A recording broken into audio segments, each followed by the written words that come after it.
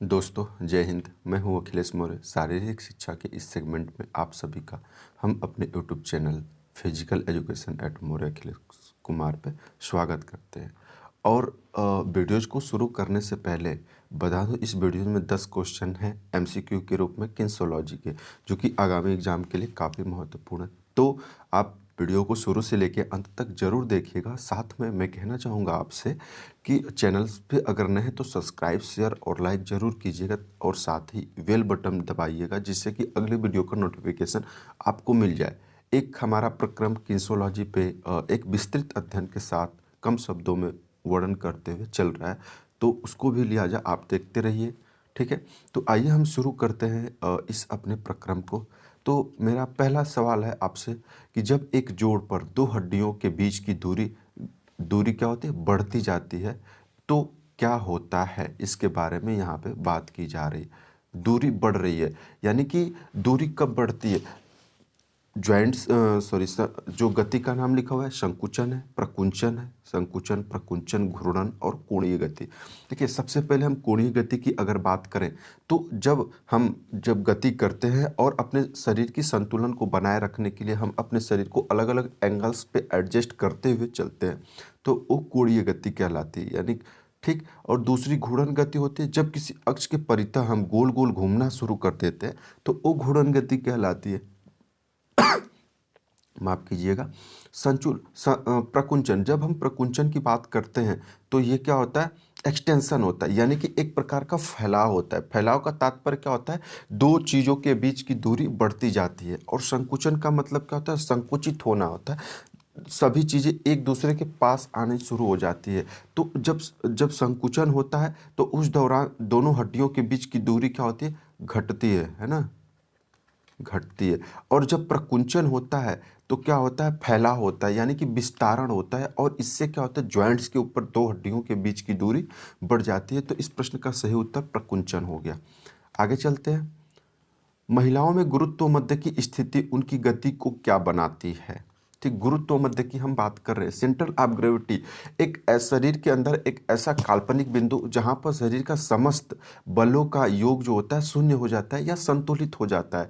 यानी कि internal force और एक्सटर्नल फोर्स आके उस बिंदु पर जीरो हो जाते हैं, इसीलिए बल का जो प्रभाव होता है खत्म होता है और हम संतुलन की स्थिति में आ जाते हैं। ठीक है, तो ये जब हम बात करते हैं छोटे बच्चों का, पुरुषों को और महिलाओं का, तो इनका जो होता है लंबाई के अकॉर्डिंग अलग अलग जगह पे स्थित होता है। देखते हैं छोटे बच्चे खड़े नहीं हो पाते, उसका कारण क्या है, सेंटर ऑफ ग्रेविटी अपने तल से जितना ऊपर होगी उतना वस्तुएं असंतुलित होती है।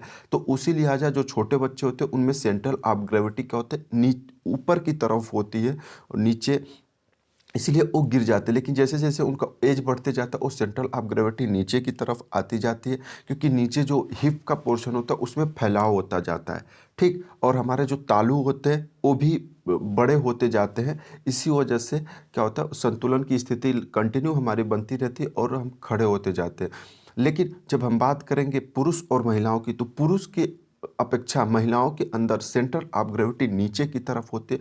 और उसका एक कारण होता है क्योंकि महिलाओं का जो हिप होता है पुरुषों की अपेक्षा चौड़ा होता है। ठीक, इसकी वजह से महिलाओं का जो सेंट्रल ऑफ ग्रेविटी होता है, सीजी होता है, ये लगभग 2% पुरुषों की अपेक्षा लंबाई के अनुसार नीचे की तरफ होता है। और जितना ही नीचे होगा सेंट्रल ऑफ ग्रेविटी, हमारा शरीर उतना ही अस्थायी होगा, उतना ही हम संतुलित तरीके से किसी भी गति को संपादित कर पाते। पुरुषों में ये देखा जाता है कि पूरी लंबाई का ये 56 से 57% के आसपास ये पाया जाता है पुरुषों के अंदर।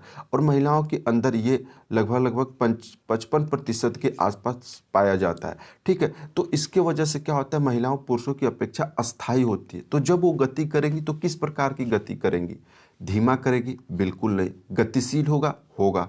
ठीक है, जब वो गति करेंगी तो गतिशील रहेगी। अस्थायी होगी? बिल्कुल नहीं होगी, क्योंकि महिलाओं में सेंट्रल ऑफ ग्रेविटी तल के पास में होता है पुरुषों की अपेक्षा, तो उनके अंदर अस्थायी होगा। तो जब वो गति करती है ना तो उनके अंदर बहुत ज़्यादा अस्थायी का गुण देखा जाता है। ठीक है, तो इस प्रश्न का सही उत्तर क्या हुआ, बहुत अस्थायी हुआ। बाकी ये 3 ऑप्शन गलत हो जाते हैं।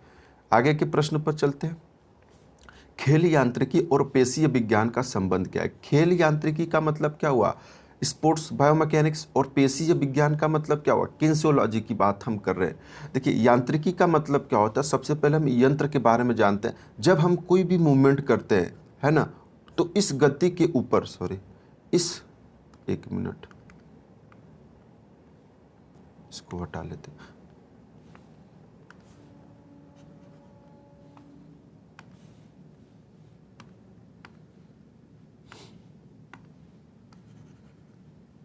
तो हम बात कर रहे थे गति। जब हम कोई भी गति करते हैं तो हमारे गति के ऊपर क्या करता है, बल काम करना शुरू करता है। तो ये बल हमारे गति को बढ़ाता भी है और हमारी गति को घटाता भी है। तो हम इसी बल का क्या करते हैं, गति के ऊपर पड़ने वाले प्रभाव का अध्ययन जिस शाखा में करते हैं वही यांत्रिकी होता है। और उसी का प्रयोग हम जब एक मानव के ऊपर किए या जीव के ऊपर किए तो वो क्या हुआ, बायोमैकेनिक्स बना। और जब हम बायोमैकेनिक्स का प्रयोग करके खिलाड़ियों के प्रदर्शन को बढ़ाने का काम कर दिया तो वो स्पोर्ट्स बायोमैकेनिक्स हो गया। ठीक है, तो इसलिए हम क्या करते हैं, किनेसियोलॉजी के साथ इसको इसलिए पढ़ते हैं क्योंकि हमें सबसे पहले क्या होता है, किनेसियोलॉजी के अंतर्गत हम मांसपेशियों को पढ़ते हैं, हम जॉइंट्स को पढ़ते हैं, हम अस्थियों को पढ़ते हैं। इससे क्या होता है, हमें शरीर के बारे में पता चल जाता है। क्योंकि शरीर में को क्रियाशील करने के लिए पेशीय बल, उसके साथ हमारे अस्थियों का फैलाव और संकुचन होना और साथ में जॉइंट्स के ऊपर गति होना, तब जाके हम किसी भी क्रिया को संपादित कर पाते हैं। तो इसलिए किनेसियोलॉजी में हम सबसे पहले क्या अध्ययन करते हैं, हम जॉइंट्स का अध्ययन करते हैं, मसल्स का अध्ययन करते हैं और अस्थियों का अध्ययन करते हैं। फिर इन तीनों के बारे में जब हमारे ऊपर एक ज्ञान हो जाता है तो उसके वजह से क्या होता है, हम यांत्रिकी के जो सिद्धांत होते हैं उसको इम्प्लीमेंट करते हैं और फिर हम अपने प्रदर्शन को क्या करते हैं, इनकरेज करने लगते हैं। तो एक तरह से क्या हो जाता है, किस ऑप्शन में समझिएगा, किनेसियोलॉजी खेल बायोमैकेनिक्स अलग अलग है, बिल्कुल नहीं है। क्योंकि देखिए जब हम शरीर के बारे में जान लेते हैं तभी तो शरीर के ऊपर किसी अन्य सिद्धांत को इम्प्लीमेंट करेंगे। तो इसका मतलब दोनों के बीच में तो कोई ना कोई रिलेशन है, अलग नहीं हो सकता। फिर क्या है, दोनों एक ही विषय है, बिल्कुल है। क्योंकि हमने वहाँ पे यंत्र के बारे में पढ़े, यांत्रिक सिद्धांत, और यहाँ पे हम अपने शरीर के बारे में पढ़ रहे थे। सी है खेल बायोमैकेनिक्स किनेसियोलॉजी का एक भाग है और बी है किनेसियोलॉजी खेल मैकेनिक्स का एक भाग है। दोनों को समझिएगा, दोनों में अंतर क्या है। सबसे पहले हमें किस चीज़ का ज्ञान होना चाहिए, हमें अपने बॉडीज़ का ज्ञान होना चाहिए, हमें जॉइंट्स, हमें मसल्स, हमें बोन का ज्ञान होना चाहिए। तो सबसे पहले कौन आया, किनेसियोलॉजी आया। ठीक, किनेसियोलॉजी आया और उसके बाद ही तो हम इम्प्लीमेंट करते हैं यांत्रिकी सिद्धांतों का। यानी कि यांत्रिकी सिद्धांत क्या होता है, एक प्रकार का सहायक विज्ञान है किनेसियोलॉजी का। किनेसियोलॉजी का सहायक विज्ञान है और इसके मदद से हम अपने प्रदर्शन को बेहतर कर सकते हैं। तो खेल जो बायोमैकेनिक्स है एक भाग है, तो ये क्या करता है, किनेसियोलॉजी का एक पार्ट्स बन जाता है, एक सहायक सब्जेक्ट के रूप में काम करता है, जिससे कि हम बेहतर तरीके से किसी भी क्रियाशीलता को संपादित कर पाते हैं या प्रदर्शन को बेहतर कर पाते हैं। ठीक है, क्योंकि इस क्वेश्चन में बहुत ज़्यादा लोगों को कन्फ्यूजन होता है। तो सबसे पहले एक चीज़ ध्यान रखिएगा, हम अपने शरीर के बारे में अध्ययन करते हैं, फिर उसके ऊपर यांत्रिकी सिद्धांतों को इम्प्लीमेंट करके हम अपने प्रदर्शन को बेहतर करते हैं। तो इसी आधार पर क्या होता है, खेल बायोमैकेनिक्स किनेसियोलॉजी का एक भाग माना जाता है। आगे के प्रश्नों पर चलते हैं। डायोथ्रोसिस जोड़ किस प्रकार के जोड़ होते हैं। डायोथ्रोसिस का मतलब डाई होता है, इसका मतलब क्या होता है, डायोथ्रोसिस जोड़ जो होता है एक साइंटिफिक नाम होता है और इसको हम क्या कहते हैं, चलायमान, यानी कि जो मूवेबल होता है, चलायमान जॉइंट्स होता है, उसके बारे में बात करते हैं। लिखा है दो ध्रुवीय, बॉल एंड सॉकेट और त्रिध्रुवीय। ठीक, या फिर सभी। जब हम बात करते हैं डायथ्रोसिस यानी कि चलायमान होता है, सबसे पहले हम चलायमान की बात करेंगे, बॉल एंड सॉकेट जो है, जो कि ऑप्शन बी में है। तो ये क्या करता है, आप जब हम बात करते हैं जैसे ये एक्स एक्सिस हो गया, फिर ये वाई एक्सिस हो जाता है और एक यहाँ पे जेड एक्सिस होता है। तीनों दिशाओं में क्या करता है, हमारा गति सभी दिशाओं में काम करने लगता है बॉल एंड सॉकेट जॉइंट। तो इस तरह से डायथ्रोसिस एक तरह से बॉल एंड सॉकेट जॉइंट्स का एग्जाम्पल हो गया।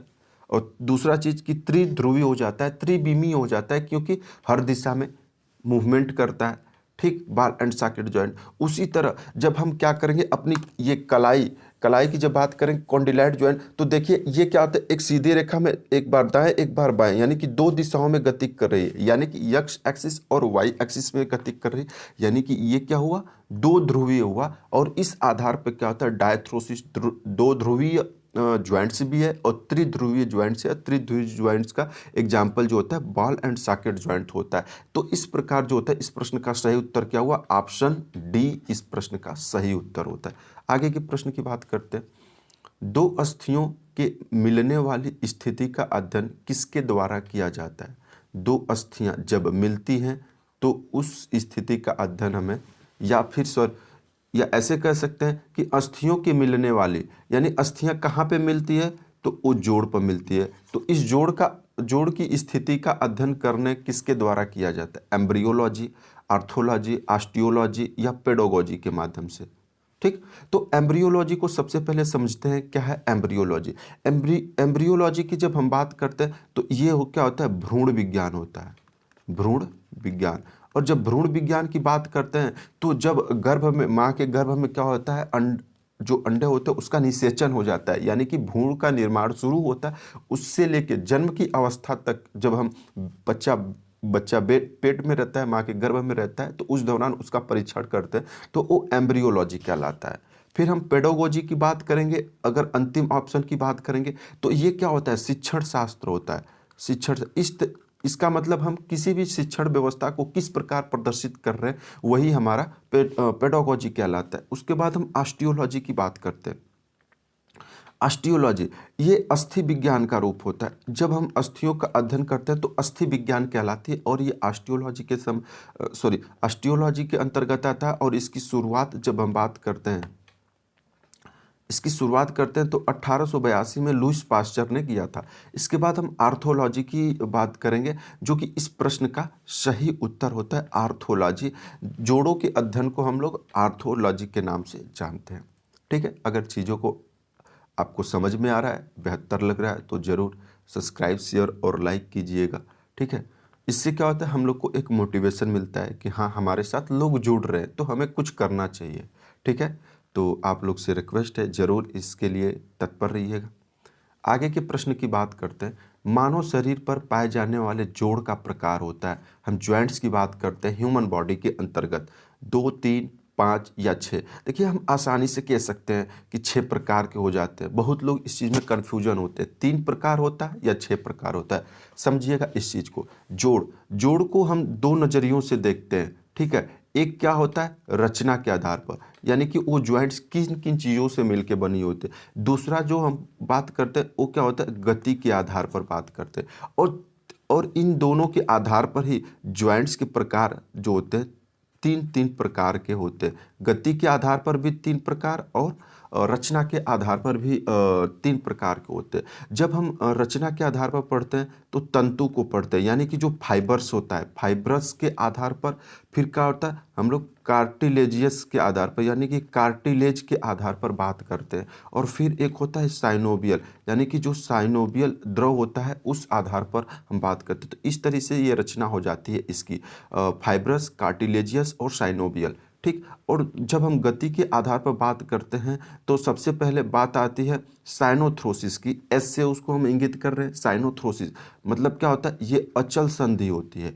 ठीक, दूसरा होता है आपका एम्पियोथ्रोसिस। एम्पियोथ्रोसिस का तात्पर्य हो जाता है अर्धचल संधि हो जाती है। और जो अंतिम होता है वो आपका होता है डायथ्रोसिस। डायथ्रोसिस क्या होता है? चलायमान होता है।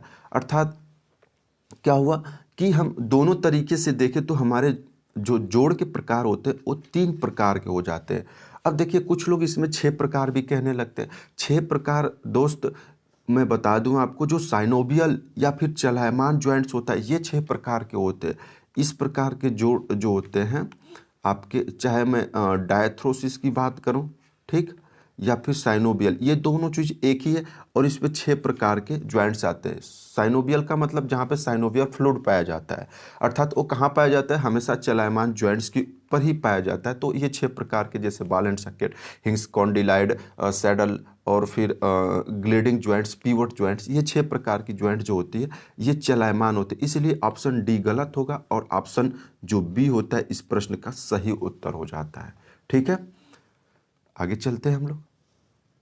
गति वाला उत्तोलक, हम गति और उत्तोलक अर्थात हम लीवर की बात कर रहे हैं। एक यांत्रिकी लीवर की बात करते हैं जिसकी शुरुआत जो होते आर्किमिडीज ने कर दी थी। और उनका कहना भी था कि अगर एक डंडा दे दिया जाए और ज़मीन पे खड़े होने के लिए तो मैं पृथ्वी को पलट सकता हूँ, ऐसा कहा जाता है। तो उसी उत्तोलक की हम बात कर रहे हैं। और उत्तोलक क्या होता है, 3 प्रकार की हम लोग बात करते हैं, है ना? 3 प्रकार के उत्तोलक की बात करते हैं। एक क्या करते हैं, हमें बैलेंस यानी कि संतुलन बनाने का काम करता है। दूसरा प्रकार का उत्तोलक जो होता है हमें क्या करता है, बल स्ट्रेंथ निर्माण करने का काम करता है, अर्थात भारी चीज़ों के ऊपर काम करने के लिए काम देता है। और एक उत्तोलक होता है जिससे हमें क्या मिलती है, गति मिलती है। और ये गति मिलने का तात्पर्य क्या होता है कि हमें जो होते हैं हल्की चीज़ों को जब हटानी होती है तो हमें तेज़ी से या किसी भी चीज़ को दूर फेंकनी होती है तो वहाँ पे हमें गति की ज़रूरत पड़ जाती है। तो इसलिए इस गति जो होता है उनकी भुजाओं को इधर उधर करके क्या करते हैं, हम गति जो लीवर की प्रकृति होती है उसको बदलने का काम करते हैं। पहले प्रकार के लीवर की जब हम बात करते हैं तो पहले प्रकार के लीवर में जो होता है फलक्रम, फलक्रम का मतलब एक्सिस होता है, क्या होता है, बीच में होता है, प्रथम हो जाता है और ये संतुलन निर्माण करने का काम कर देती है। दूसरी प्रकार की जब हम लीवर की बात कर रहे थे, ठीक है, तो ये क्या होता है, दूसरे प्रकार की यानी कि सेकेंड प्रकार या जो जो ऑप्शन बी है बल भार और फलक्रम, ये क्या होता है, दूसरे प्रकार का लीवर होता है। अर्थात हम देख सकते हैं इसमें जो भार होता है बीच में हो जाता है और जब भार बीच में हो जाता है तो ये क्या करता है, इसमें भार भुजा छोटी हो जाती है और बल भुजा बड़ी होती है। अर्थात ये हमें स्ट्रेंथ निर्माण करने का काम करता है। इससे क्या होता है, भारी वस्तुओं को हटाने में मदद मिलता है। भारी वस्तुओं को कौन हटाता है, मशीन हटाती है, इसलिए इसको यांत्रिकीय उत्तोलक भी कहते हैं। ठीक, अब तीसरे प्रकार का लीवर जो कि इस प्रश्न का सही उत्तर है ऑप्शन ए। ये क्या कहता है, इसमें देखिए बल बीच में दिया गया, अर्थात ये क्या होता है, तीसरे प्रकार का लीवर होता है। और ये तीसरे प्रकार के लीवर में जो भार होता है उस फलक्रम से दूर होता है और बल जो होता है फलक्रम के पास होता है, यानी बल भुजा छोटी होती है। इसके कारण क्या होता है, हमें गति प्रदान करने में, ऑब्जेक्ट में गति प्रदान करने में मदद मिलती है और चीज़ों को तेज़ी से हम फेंक सकते हैं। जैसे कि हमें अगर बॉलिंग करना होता है, ठीक है, तो जितना ही ज़्यादा हम बाह को फैलाए रखते हैं, अर्थात जो बॉल होती है जितना शरीर से दूर रखते हैं उतनी तेज़ी के साथ उसको फेंक देते हैं। अगर उसको पास में रखते, देखते हैं स्पिनर्स और फास्टर, दो गेंदबाज होते हैं क्रिकेट। स्पिनर्स क्या होता है, इस जो कोहनी को पूरा खोलता नहीं है बल्कि फोल्ड किया रहता है, तो उनकी गति, बॉल की गति क्या होती है, स्लो होती है। वही फास्टर क्या करता है, पूरे हाथ को खोल देता है। इसके कारण क्या होता है कि जो भार भुजा होती है, अर्थात जो बॉल वाली भुजा है वो बड़ी हो जाती है और उसको गति प्रदान करने में मदद मिलती है। हम जेवलिंग थ्रो की बात करें तो जितना ज़्यादा शरीर से दूर हम जेवलिंग रखने का प्रयास करते हैं उतनी ज़्यादा हमें गति प्रदान करने में मदद मिलती है। और ये अक्सर शरीर में सबसे ज़्यादा पाया जाने वाला लीवर है तृतीय प्रकार का लीवर, क्योंकि हम हमेशा क्या करते हैं, जब कोई भी काम करते हैं तो हम किसी बाहरी ऑब्जेक्ट के प्रतिरोध में ही काम करते हैं। तो जो प्रतिरोध हो गया या भार हो गया वो शरीर के बाहर होता है, इसीलिए तृतीय प्रकार का लीवर सबसे ज़्यादा मिलता है। इसके बाद बल भुजा भी मिलता है, जब हम अपने शरीर के खिलाफ काम करते हैं, अगेंस्ट जब हम वर्क करते हैं तो वहाँ पे द्वितीय प्रकार का लीवर काम करता है। तो इस प्रश्न का सही उत्तर आपने देख लिया, ऑप्शन ए हो जाता है। आगे के प्रश्न की हम लोग बात करते हैं। बॉल को थ्रो करते समय खिलाड़ी किस लीवर का उपयोग करता है। अभी मैंने एक्सप्लेन किया पूरी चीज़ों को कि बॉल को थ्रो करने का मतलब क्या होता है, बॉल को गति प्रदान करना होता है और गति प्रदान करने के लिए हमें किस प्रकार के लीवर की आवश्यकता होगी। भार, बॉल क्या आता है, भार है, एक प्रकार का रेजिस्टेंस है जो कि हमारे शरीर से बाहर एकदम स्थित है, उसको हाथ में लिए यानी शरीर के दूरस्थ भाग में स्थित है। इसका मतलब क्या हुआ, अब बल हमारे मांसपेशियों से निर्मित हो रहा है, एक्सिस हमारे ज्वाइंट्स पे बन रहा है। इसका मतलब क्या हुआ, भार भुजा बड़ी और बल भुजा छोटी हो रही है। इसका मतलब ये टाइप 3 प्रकार का लीवर होता है जो कि गति प्रदान करने में मदद कर देता है। ठीक, आगे के प्रश्न की बात करते हैं। एफपीएस की हम लोग बात कर रहे हैं। एफपीएस का मतलब क्या होता है, एफ का मतलब फुट, पी का मतलब पाउंड और एस का मतलब होता है सेकेंड। यानी कि आपको क्या करना है, फुट, पाउंड और सेकेंड में हमें बल की मात्रा को बताता है। हम आसानी भाषा में कह देते हैं कि बल का मात्रक न्यूटन होता है, लेकिन न्यूटन जो होता है, आप इस चीज़ को समझने का प्रयास कीजिए, न्यूटन जो होता है वो एसआई पद्धति होता है। इसमें न्यूटन जो होता है बल का मात्रक कहलाता है। ठीक है, इसके बाद हम बात करते हैं एम के एस में। एम के एस की जब हम बात करते हैं तो एम के एस यानी कि एम मतलब मीटर, ठीक, एम मतलब मीटर, के का मतलब किलोग्राम और एस का मतलब सेकेंड होता है। तो इसमें जो इसकी मात्रक होती है बल का, वो होती है आपकी केजी, यानी कि सॉरी 1 मिनट, इसमें क्या होता था केजी हो जाता है। केजी के साथ साथ आपको क्या लगता है मीटर स्क्वायर का प्रयोग किया जाता है और इसके साथ सेकेंड स्क्वायर, यानी कि किलोग्राम मीटर स्क्वायर प्रति सेकेंड जो होता है बल का एमकेएस पद्धति में मात्रक होता है।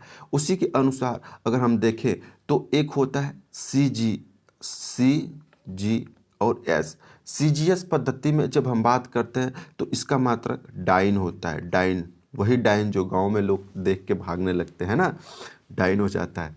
ठीक, और इसके बाद जब हम बात करते हैं हम लोग अपने प्रश्न पर आ गए। अब F P S foot pound और सेकेंड की जब हम बात करते हैं तो इसमें माफ कीजिएगा, पाउंडल पाउंडल जो होता है बल का मात्रक होता है, इसलिए इस प्रश्न का सही उत्तर क्या हो गया, पाउंडल हो गया।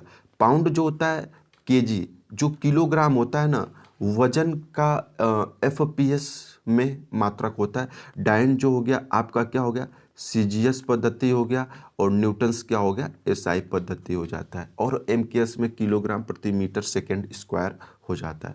ठीक है, आगे चलते हैं। अंतिम प्रश्न है इस सेशन का, एक है असर्शन यानी कि अभिकथन, दूसरा है रीजन कारक। प्रश्न है बास्केटबॉल के खिलाड़ियों में ऑस्टियोपोरोसिस बीमारी हो जाती है। ऑस्टियोपोरोसिस का तात्पर्य समझना है हमें, और दूसरा है संधियों के ज़्यादा उपयोग करने से साइनोवियल द्रव कम हो जाता है। देखिए, किसी भी चीज़ को अत्यधिक हम बहुत ज़्यादा उपयोग में लेने शुरू कर देते हैं, ठीक है, तो क्या होता है वहाँ पे कुछ न कुछ समस्याएं आने लगती है। ठीक वैसे ही जब हम बहुत ज़्यादा वर्क जोड़ों पे करने लगते हैं तो उससे क्या होता है उस जोड़ की जो कार्य क्षमता होती है घटने लगती है। उसका कारण क्या होता है कि उस जोड़ की अंदर जो उस जोड़ को लुब्रिकेट बनाए रखने में काम करता है, ठीक है, वो उसकी जो सिक्रेशन होता है या फिर वहाँ पे जो श्रावण होता है उस श्रावण में कमी आने लगती है, और इसी वजह से जो होता है साइनोवियल द्रव हमारे संधियों पे कम स्रावित होने लगता है।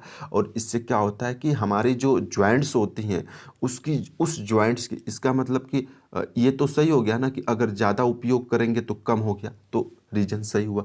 अब इसके वजह से क्या होता है जॉइंट्स एक दूसरे के ऊपर क्या करते, लुब्रिकेट रहता नहीं तो सरकता नहीं, फिसल नहीं पाता, इसके कारण एक दूसरे के ऊपर घर्षण शुरू हो गया, और घर्षण शुरू होने से उसके अंदर क्षरण होता है, और उसी अस्थियों के क्षरण को ही हम ऑस्टियोपोरोसिस नाम की बीमारी कहते हैं। इसका मतलब ऑप्शन ए भी सही हो गया, और रीजन देते हुए मैंने अभिकथन को समझाया कि ज़्यादा उपयोग करने से जोड़ से साइनोवियल द्रव में कमी आ जाती है, और उसके वजह से क्या होता है जॉइंट्स के ऊपर अस्थियां फिसलने के बजाय एक दूसरे से रगड़ना शुरू करती है, घर्षण होने लगता है, और उसके अंदर क्षरण होता है, और उसी क्षरण को हम ऑस्टियोपोरोसिस कहते हैं। इसका मतलब क्या हुआ कि हमारा जो असर्शन है सही है, रीजन भी सही, और जो रीजन है वो पूरी तरह से क्या होता है असर्शन को प्रूव करता है। ठीक है, तो इसलिए ये क्या होता है ए और आर दोनों सही है, और आर ए की व्याख्या करता है। तो साथियों आप जरूर कमेंट बॉक्स में हमें बताइएगा कि ये सेशन कैसा लगा आपको, हमें जान के बेहतर लगेगा, और उसके साथ जो भी बेहतर करने के लिए आपका सुझाव होगा ज़रूर हमें कमेंट बॉक्स में दीजिएगा। और उसके साथ आप हमारे व्हाट्सएप नंबर 94559774 पे जुड़ के हमारे द्वारा संचालित जो फिजिकल एजुकेशन के आगामी जो भी एग्ज़ाम है उसके द्वारा संचालित हो रहे हैं, किस पे टीचमेंट ऐप पे, वहाँ पे आप जुड़ सकते हैं आपको। ठीक, तो मिलते हैं हम लोग अगले वीडियो में, तब तक के लिए आप सबको जय हिंद, जय भारत।